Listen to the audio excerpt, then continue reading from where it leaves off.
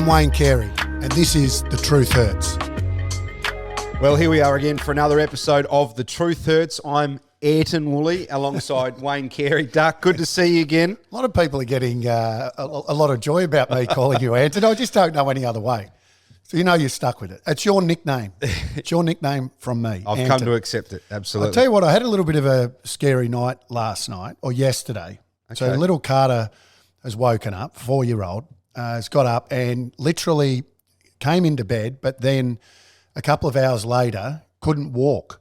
And haven't been able to work out, I thought we might have a little actor on our hands here. So every time I touched him, it just burst into tears. Now we know kids can sometimes put on when they're hurt, and being a little bit old school, I thought, he's just putting it on. He said, "No, Dad, you've got to carry me, to the lounge room," and carried him down to the lounge room, and then, went to getting him dressed because we were driving to Morwell. I sort of put his sock on a little bit more firm than what I normally would, just to see whether he cried, and he literally burst into tears. But there was no event, so he hasn't fallen over or been hit or anything like that. So I just we still don't know. So has been checked out? Or no, he hasn't been checked out as yet. Took him to how is he today? An emergency. So today he's limping. Yeah. He's limping around on it. Oh, you did go to emergency? A little bit better. Yes, we did, but there was a long wait. Yep. Not in pain, not crying. The only thing he can't do is he just can't get up, doesn't like walking, so wants to be carried everywhere. So going through this process. So after we finish today,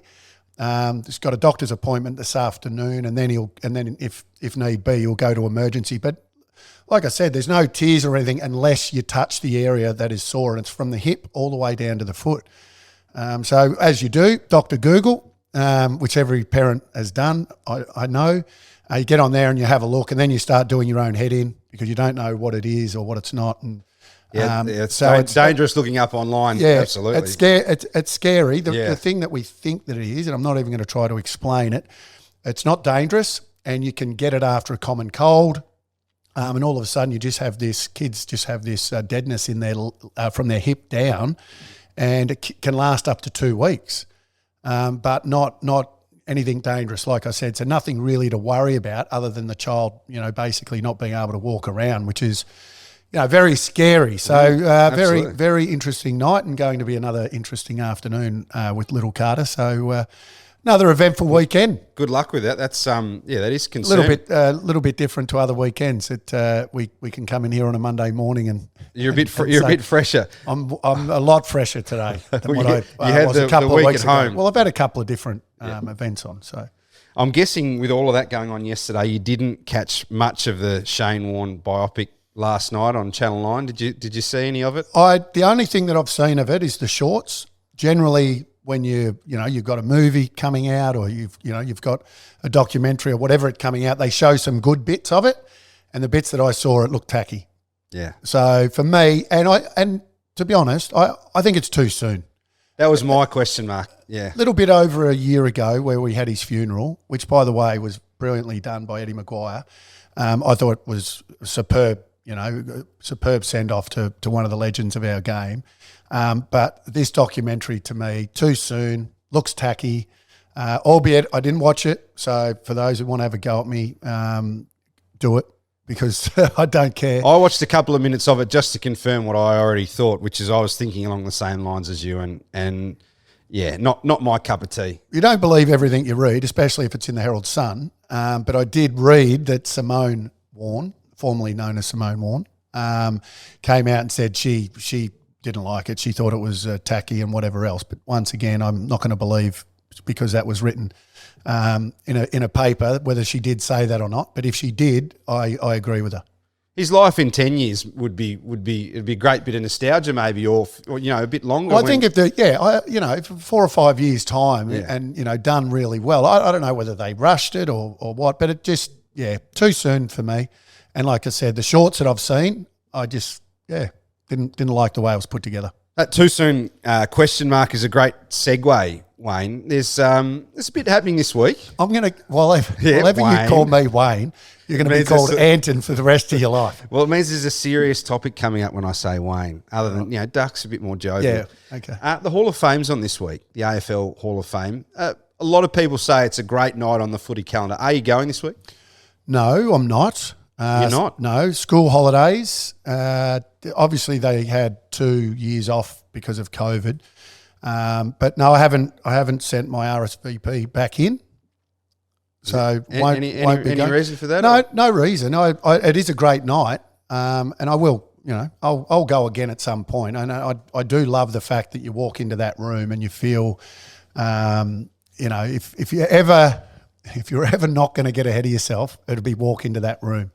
Everyone is at the same level. It's a great night. You don't get people wanting to come up to you and talk to you for the sake of wanting to come up and talk to you, because, like I said, everyone sits very comfortable with one another. So it is one of the great football nights. Unfortunately, I'm not going tomorrow night, but I will watch it. Yep. I always sit back on the couch. I'm very interested to see who's getting inducted, who gets elevated to the legend.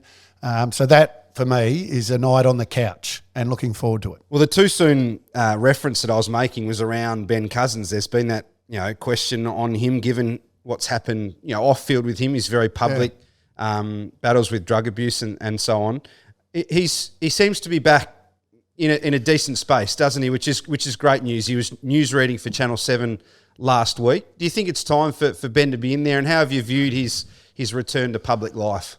Oh, look, there's been a lot of fanfare, a lot of comments around whether he should be, on TV, and, he's made some mistakes and why should he be given another chance and all that sort of stuff. I mean, for people to sit back and not have walked in Ben Cousins' shoes, I mean, and that's all these people are that make comments and make negative comments that clearly probably never done anything in their lives, but very capable of sitting there punching a few letters into a keyboard. And that's generally the negative people. I think it's fantastic that he's back doing what he's doing, shown great courage. If anything, he should be rewarded. He should be rewarded with the Hall of Fame just off the back of what he's done in his private life. Not that it's a personal award. For all of those that think that, he's got to be held back because of the issues off ground, this is a football award. And the only reason why we know what Ben Cousins has done off the ground is because of obviously the new world that we live in and social media, and obviously the saturation of media around our game, and also the fascination around ex-sports stars and what they do in their private lives. There's plenty of footballers in the Hall of Fame that have done lots of things that if people knew about, they might say, well, should have they been in the... And you can't go back and say, well, okay, well, you made some mistakes. Ben's recovery is quite remarkable. I never thought, given the length of time that he's gone through these battles, I never thought that he might get out the other end, and he actually has. He deserves a big pat on the back, and I love the fact that he's back in mainstream, and the fact that Channel 7 have backed him in. I think it's fantastic.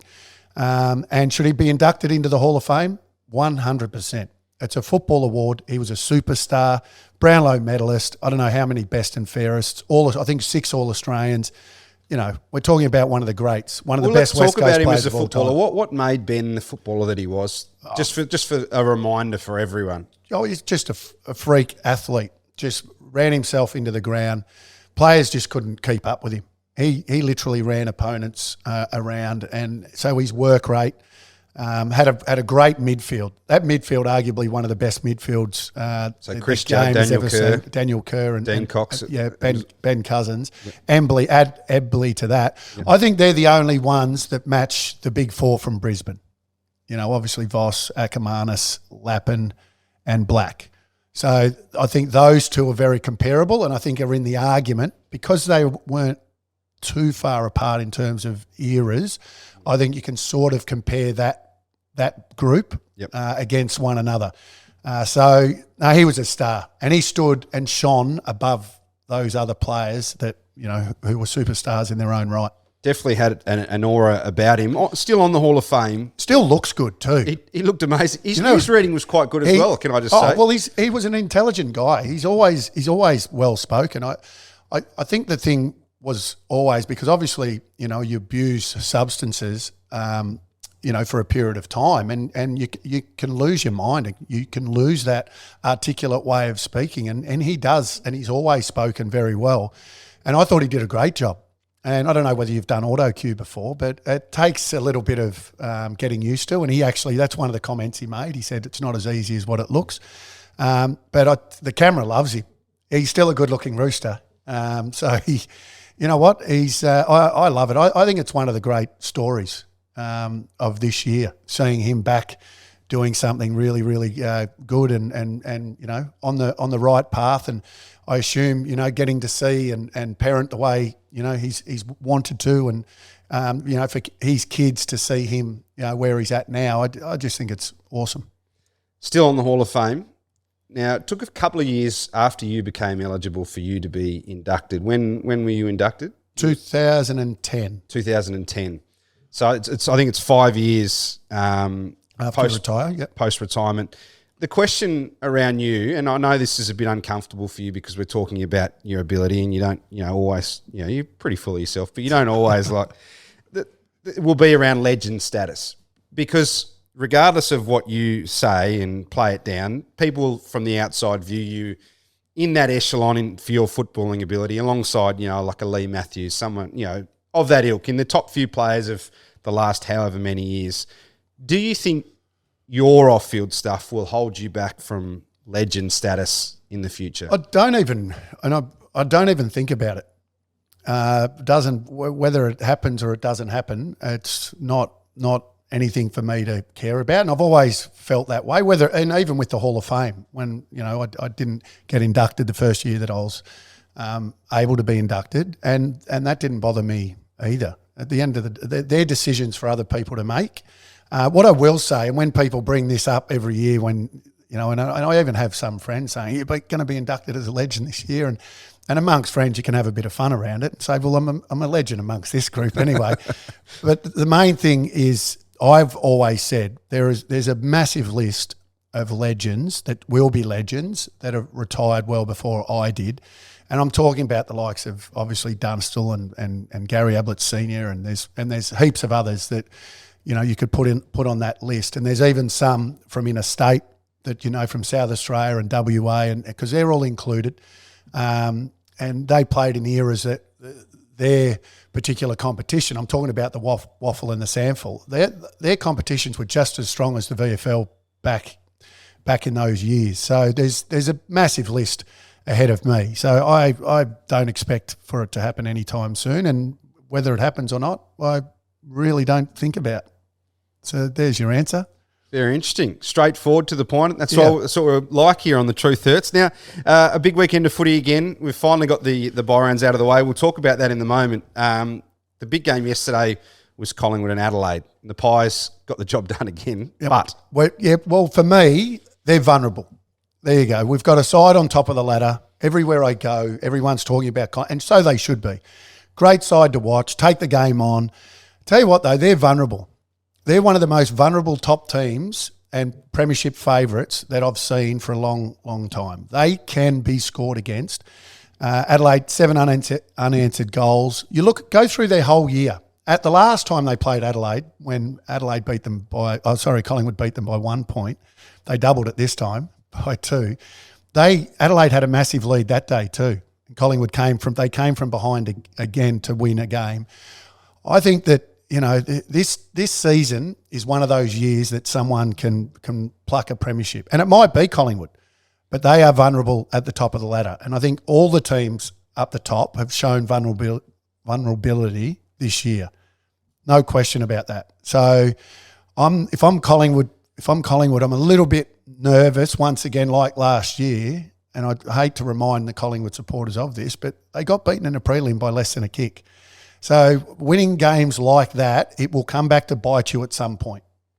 So Craig McRae obviously loves his side's ability to fight back and get themselves out of these situations. But what would he be saying behind closed doors? And what is it in those moments that they can focus on? Well, if you're coming up against Collingwood, well, it's the way they play. Because they play that brash brand of footy, so it's high risk, high reward, but you can be scored against.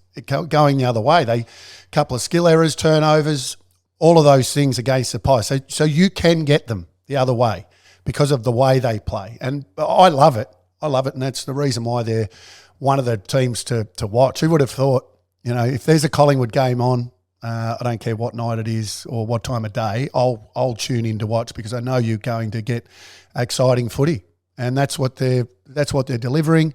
Collingwood supporters have had the best run over the last year and a half out of anyone that Absolutely. I've seen. They take their supporters to the edge of their seats and then they give them the best joy of their week. What a team to follow. So, but they're vulnerable. There's some question marks I've got around selection with Collingwood. Really interesting because they've got depth and they've got guys to come back. They had Jeremy Howe come back on the weekend. He played a pretty good first game back from that badly broken arm. You've got Steele Sidebottom, who's injured at the moment. You've got Dan McStay and these types. There's a few players Not sure I'd put Dan in there. No, but he's probably viewed as in their best 22. Well, they're paying him $600 over 5 years, so that he'd want to be in their best 22. There's a few players I've just got some question marks over. Every team's got injuries, by the way. Yes, they do. Yes. Yeah. I'll get to my point now, and if that's all right. Ash Johnson and Will Hoskin-Elliott, two forwards who, it's a tougher position sometimes, those half forward roles.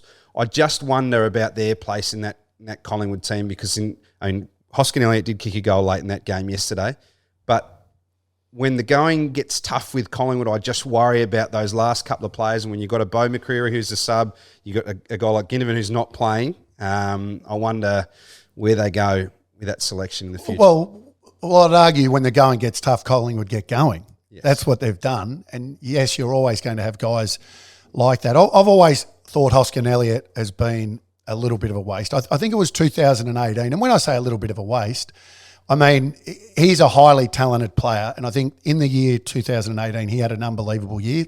Collingwood lose a grand final by less than a kick. He hasn't reached those heights again since. And for a highly talented player, I think you should get more out of him. On the other hand, Johnson, I think, is only still a young player, so still learning. I think you've got to give him a little bit of leeway for being up and down in his form, but highly talented. But you're right. How many of those guys can you take into a big final? Can you take them both in? Probably McQuarrie, you'd say, well, coming back from an injury, he's that guy that puts on high pressure. You want him in your team. He'd be one of the first picked every week, I reckon, because of the way he goes about it. But, Hoskin-Elliott for me is the one that I think could be delivering more on the God-given talent that he was given. The other one, of course, I missed being out is Jordan De Goey, who will return from suspension shortly. Well, he's pretty big out. Yeah, he is. The bye rounds are really interesting. They've become a talking point. I mean, this has been a part of seasons past, but it's come back into focus this year. St Kilda and Collingwood were the only teams to win off the bye, but they played other teams that were coming off the bye. So no team that had the bye beat a team that didn't have the bye. So why is that? Why is that happening? I won't mollycoddle this. It's simply because you'll have an element of the squad that actually goes and enjoys the weekend off more than anyone should. And it's as simple as that. So you'll have guys that go away and they'll go away with their families and they'll have green tea and, eat some watermelon and a marinated lettuce leaf or whatever they like to eat, right? And look after themselves like you wouldn't believe. And then you'll have guys that go away and they'll take a little bit of a leeway. And it might only be 4 or 5 of your whole team. It could be 3. And they'll go away and they'll enjoy the weekend and they'll and you know what? And I don't begrudge them. I don't. And some of them might be your younger players, or players not so much, that understand the professionalism that needs to go on for you to come back from a bye and win, and they might enjoy themselves and have a few frothies or whatever else, or go out, catch up with some mates or whatever it may be. And you can't begrudge young guys doing that, but those that do, they come back, they're 5% off. You've got 3 or 4 players in your team that are 5% off. There you go. You're not going to be at your best. And it's as simple as that. So the answer from a competitive advantage point of view or integrity point of view for the competition is maybe we need to condense those bye rounds or somehow work it that teams are only playing teams that have come off the bye? Or no. Why? Because was there an advantage for those teams that are playing teams coming off the bye? It seems like there is from what you... Yeah. Well, then it just gets back to your... It gets back to your leadership. It gets back to the structure, how you let them have that week off. Teams now coaches now give their players a lot more leeway than what we were given, believe it or not. We weren't trusted, and fair enough. We shouldn't have been. I remember the gap that we had in 1996, the year that we won the flag. We had a bye because of It might have been State of Origin, but there was a bye in there. I didn't play State of Origin because I might have had a niggle and needed the week off. We went to the Gold Coast. We drank 3 days straight. 3 days straight. We went to the races. We just had an absolute ball. It was like a mini footy trip in the middle of the year. That's what it was. And we won the premiership. and came back that week and got absolutely flogged because we were coming off, a few days. So Pago would have known exactly what we got up to. Fair to say we never got that weekend ever again. And I remember when we lost in 98, I might have sort of let it be known that might have been because we didn't get the weekend off in the middle of the year. But yeah, we took full advantage of it. So I can understand why players do, and it is a little bit of a time where you can let your hair down, especially if you're really disciplined during the year. But unfortunately, there are some boys at every club. Well, I know even for my mates at local level, they'd go away in that mid-season. I know the coaches would dread that even at a local level, blokes going away. But they put more trust in their players now, and fair enough. And players, from our era, it was a little bit different. It was. I don't know, accepted a little bit more that you could have a few beers. They would be having a drink. They're probably just not. They're doing it less publicly now than maybe what you were able to do. That would be fair. I don't know about that. There would be ones that would really let their hair down. Yeah, and that's the percentage that I'm talking about. That when you come back, you're just slightly off. Therefore, you can't win. It's a team. It's more of a team game now than what it was. Individuals could grab games and win games for their particular team. That doesn't happen as much anymore. It's a collective. One of the big talking points out of the round, it was a few days ago now, but I want to get your take on it, was the incident involving Gary Rohan and Jeremy Cameron. Come on, you're not going. Please tell me you're not going down this path. What path am I going? I know what you're going down. What am I going to say? Please tell me you don't think Gary Rohan should be suspended. No, of course not. I think it raises some problems, though. You're kidding. What do you mean? So a player runs into his own player, yes, and you think that Gary Rohan should have a case to answer? No, I don't think that at all. No, I think that's ridiculous, Wayne. But that was a conversation. It was. Some people in the media actually came out and thought that was an actual argument. You don't agree with that? No, absolutely, I do not agree with that. Jeez. This show could have... Can't be... we could have been over before we started. I've said Wayne 3 times this show as well. It's been a very serious show. The question I've got, and I've had a problem with the way the match review or the tribunal has been set up for a while, in that it's so much about the outcome versus the intent. And for me, doesn't this just highlight that accidents can happen? Because the argument now is, well, if Gary Rohan was playing for Melbourne, he'd be on the sidelines for 3 or 4 weeks. Yep. So surely that means there can be accidents the other way. Yeah, exactly. And that's why, if that happened, if Gary Rohan had hit an opposition player, given the amount of time that he's not able to get out of the way, and it was just an accidental collision, then he shouldn't be rubbed out for that. Accidents do happen in this game, and that's a great example of it. And why shouldn't you be able to use that? You go up in front of the tribunal and you should be able to say, this is what has occurred here. This is why player A couldn't get out of the player B's way. This is why we have these collisions. It is a contact sport. It's like all the tackles that we're seeing. Yes, there are some sling tackles that deserve to get a week or so, but there's just too many that are going up now. I mean, it's becoming farcical. Like I said, I was in Morwell, on the weekend, country. I asked people to put their hand up. 150, 200 people in the room. Put your hand up if you're tuning off, and it was amazing. People put their hand up, tuning off because of how, umpires and how the AFL are adjudicating the tackling rule. That one in particular. Yeah, that one in particular is really irking people. Yeah, the tackling's become a really difficult one. Still on the intent versus the outcome. It feels like that's why there's these, I guess, issues that we've got where we think one is worth this because we see the intent, like a Cozzy Pickett bump where he lined up Bailey Smith. But he bounces up. He bounces up. But shouldn't it be more about the intent versus the injury? This is what I'm enjoying about not being in mainstream media. And that is that it's the same crap every year. Yep. We're just talking about the same stuff. So why aren't we fixing it then? It should always be the intent, not the outcome. It should have always been that. And it's so easy to fix, isn't it? Well, I think so. Well, because once again, I'll say it again like I have over the last 10 years, and that is some players have a better jaw than other players. Some players are tougher than other players. So some players will bounce up, other players won't. Some players get concussed way easier than others. So I've said this before, that the key to anything is just make sure you hit a bloke with a hard head and you'll be okay. Well, sorry to bore you with a topic you've been talking about for the last 10 years. No, but it gets old because Yes. we just keep talking about it. Maybe you should apply for the head of footy role at the AFL. Have you ever thought about that? Mightn't have many suspensions if I do that. Now, we get some feedback every week from our listeners. Some of this from YouTube, some from Instagram, from Nick Duck. That's how parenting should be. And this was in relation to how you were talking about Carter last week. You love them, but you teach them to be competitive and teach them that you just don't automatically win. You have to put some effort in if you want to see results, an important lesson. Now, there is another, I guess it's almost becoming a weekly installment of Duck's parenting tips.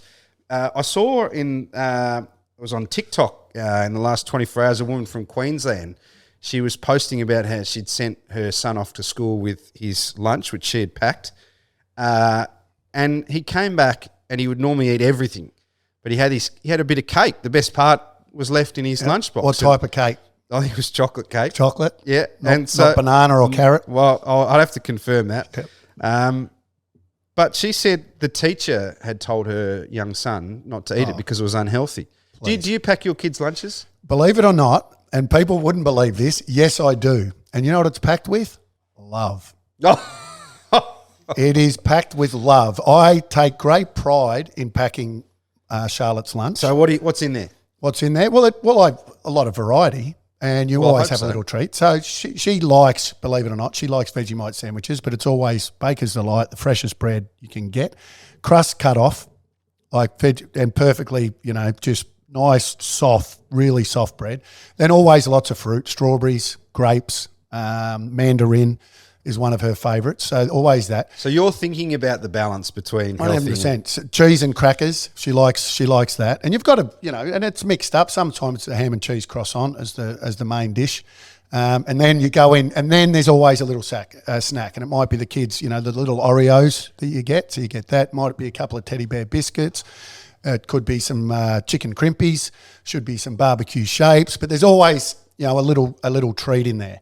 And it could be, a slice of cake, could be, anything like that. So they've got to have one little treat. I shouldn't think that a teacher should be getting involved unless the kid's coming with all of those things and not something that's. Would you take it up with the teacher if I wouldn't bother. I just keep packing the cake. Hey, I mean, and you can get healthy cake, like I said, carrot cake, banana cake. You get some nice little healthy muffins and, a bit of blueberry muffin, strawberry muffin, raspberry muffin. There's so many options. Might have to get you to pack our lunches here. I do take a lot of pride in packing lunches. Because when I was a kid, a stale Vegemite sandwich might have been the best I got. So therefore, that's why I take. That's why you're making the effort. Correct. Mr. Nate Bain, is there ever a capacity to toughen up players in the current game? West Coast is so far gone at the moment that I'm considering following the Dockers, just so my child has an opportunity to see a local team win. There are many reasons why West Coast players should walk out with determination and pride, and it's not happening. So where is the incentive for the coaching group? Yeah, well, there's two things. I've always felt that if you're a WA person, you should barrack for both teams anyway. What? Yes, you should. Well, they're that patriotic over there. The same in South Australia. I don't understand. They hate each other. I know, but I don't understand why they do. It's South Australia. So if you're a Crow supporter, your second team should be Port, and vice versa. I know that's not going to happen. I'm not a fan, by the way. Just to answer, what was his name? Nate Bain. Nate. Mr. Nate. I will say that I don't like the kids jumping off a team, though. Once you start barracking for a team, Yes, you can't jump off just because another team's winning. You got to go through the good times and the bad times. And at the moment, obviously pretty bad. So what does it mean for Adam Simpson with West Coast? Because the Eagles last night put out another statement backing him. Yeah. He's got another year on a contract, which is big money. Surely, though, another voice is. They've got all the injuries. We get all that, but there's still talent out there. Surely, another voice is getting more out of this. Simo knows this better than anyone. He was coached by Dennis Pagan. One of Dennis's favourite sayings, even while we were going through one of the best eras, was there's two types of coaches: those that have been sacked and those that are going to be sacked. And unfortunately for Simo, his time will come. Not too many coaches leave on their own terms, and maybe Simo might leave on his own terms. He might over the next few weeks or next few days, whatever it may be, he may put his hand up and say, this team needs a change. Therefore, I'm happy to do that for the sake of the club. But I can't see, given the results this year, of Simo coaching West Coast next year. What do you reckon John Longmire, his old teammate, said to him on the boundary there? I looked at the body language when they walked together, and Horse, premiership teammates in 99, and Horse walked up, and it was almost a shrug of the shoulders, and it was like, sorry, mate. We've all sort of been there, although Sydney haven't been there too often. It was a flogging like no other, and didn't give a yelp, and that's the concern. And Simo won't be surprised for me saying that he understands what will occur in the coming weeks. I have no doubt that he won't be. I don't think he'll be coaching West Coast next year, unfortunately. Wow. Okay. Well, that's taking it a step further. So it will happen this year. You think? Yeah, but it might be on Simo's terms. Yeah, it might be a mutual decision. Him saying, you know what, I'm not getting the best out of this group for a number of reasons, not excuses. They have had. Don't worry about that. They've had a really bad run over the last couple of years. But I think Simo is a smart enough guy to understand the writing is on the wall. Now, the final bit of feedback, I haven't picked out one in particular because there was some fairly strong feedback, as you are aware, Duck, about your comments about Dylan Buckley and the list cloggers in recent weeks, because they mentioned the truth hurts first. You fired back. Maybe you went... Well, the list club, by the way, for all of those people that, the keyboard warriors out there that got all upset about it, I did say at the end of that, there's a bit of tongue-in-cheek in that. And what I failed to mention, Anton, is, and I had to think about it, and I thought, have I ever disappointed my parents? Now, I couldn't give a crap whether I disappointed Dad because he disappointed me, but I probably disappointed my mum more times than any son could.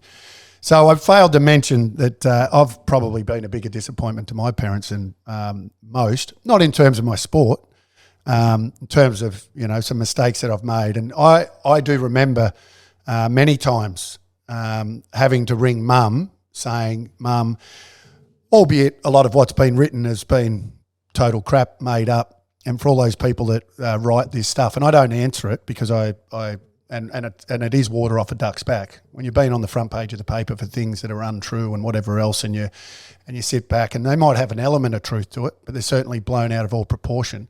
Then you tend to get a fairly thick skin yourself. But the way that has affected my family, not only my mum and dad are no longer here, by the way.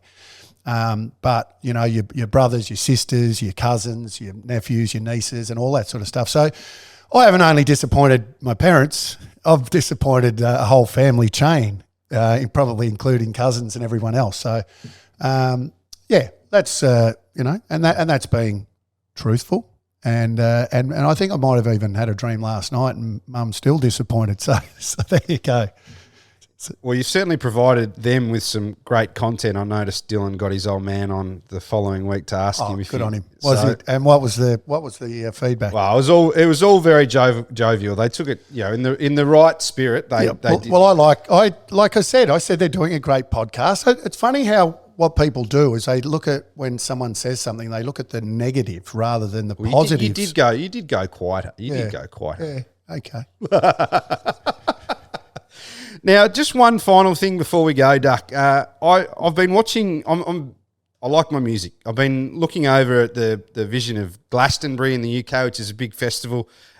Taylor Swift, not really to my taste. But, I like Tay Tay. But she's crashed. You know what my favourite song, Tay Tay? Of course, she's up your alley. Never, ever, ever getting back together.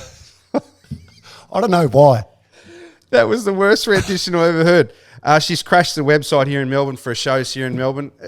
You'd have to have some. You'd have to have some times where you've been to a festival. So I think I've lost count of all the things that I've been to. There's ones that I'd still love to go to, like Glastonbury or Coachella, which is a huge one in the US. But have you been to any festivals recently? I'm not a massive festival person because I can't dance, can't sing. In actual fact, I'm the most popular person at karaoke, and I know I am because I'm shocking. So you go into a karaoke. If you go into a shared room, one of the big. There's a few of those around. There's a few of those around the city. You get a few people go into a shared room, and if you're in there, they really egg me on because they go, "Gee, this bloke actually thinks he sounds all right, and he's shocking." Because it's embarrassing. It's embarrassing. Actually, that reminds me, I'm going to have to go there again. I'm going to go. I love the karaoke, but I do like the country festivals. I went not all that long ago over the summer to one up between Albury and where was it? It was near Yarrawonga, I reckon it was. So that was that was a lot of fun. They were just local artists that I went and listened to, and they had all these local. That's my phone buzzing in the background, by the way. Anyone important? Or? We can no. So yeah, I'm not a festival person because I just can't get into just being squished and and scrunched up and everyone sort of dancing and I'm beeping when you should be bopping, and so. Not my cup of tea. I've been to Madonna. I've been to some big acts, but not in that sort of festivally style. More in the VIP corporate seats. Yes, I would have thought so. That does. I went to Billy Joel recently. Of course, that was a big concert. It does remind me actually of very early on in our. Don't know why I'm telling this story, but I do find it a little bit funny how when the Killers came into town for the AFL Grand Final, and they were playing. A mate of mine who knew someone from the record company got a ticket to the secret show in Fitzroy the night before, and he said you got to get some tickets, and I couldn't get them anywhere. And I called you up a couple of days before, and you somehow managed to get me these tickets for the show. I can't even remember that. But I had to go. It was one of those ones where you had to go and the tickets were on the door, so I had to go up and say, "What's your name?" And I said, "Wayne Carey." I felt like I hope you're wearing a hat. I was in Fitzroy, so I don't think they actually knew whether I was Wayne Carey or not. Yeah, they got no idea, which is by the way, which is a great thing. We've already spoken about that. It's awesome. So you got the ticket. I can't even remember that. That's right. It was actually a very good gig. It was intimate. Gil was there. Yeah. Gil was there. They're the type of shows I'd prefer. Yeah. But I do like concerts, but more than a probably festival, because as a concert you do get to obviously sit down and watch it. Well, I'll let you go and book those Taylor Swift tickets. Good to talk to you again, Duck, and I'll catch you again next week. Cheers.